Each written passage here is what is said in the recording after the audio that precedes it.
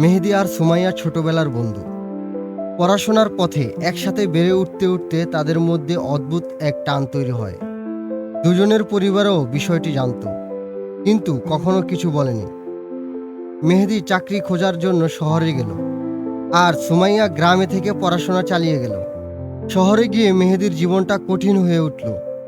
চাকরি পাচ্ছে না, খালি হাতে ফিরতে লজ্জা লাগছে, তাই পরিবারের সঙ্গে যোগাযোগও কমিয়ে দিল।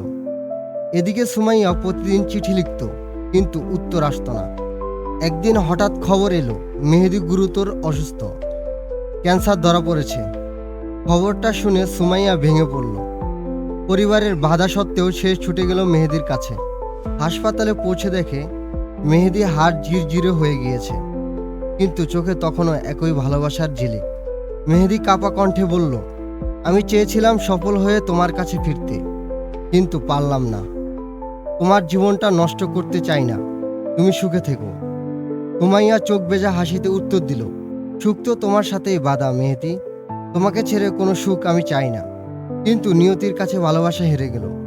কয়েক মাস পর মেহেদী চলে গেল না ফেরার দেশে। তার শেষ ইচ্ছা ছিল, আমার জন্য কাঁদবে না, বরং অন্যের কষ্ট হাত বাড়িয়ে দিও, এটাই হবে তোমার প্রতি আমার শেষ উপহার।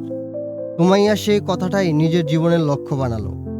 সে পড়াশোনা শেষ করে গ্রামের অসহায় শিশুদের জন্য একটি স্কুল গড়ে তুলল। নিজের ভালোবাসা হারালেও সে শত মানুষের জীবনে আলো জ্বালাতে শুরু করলো।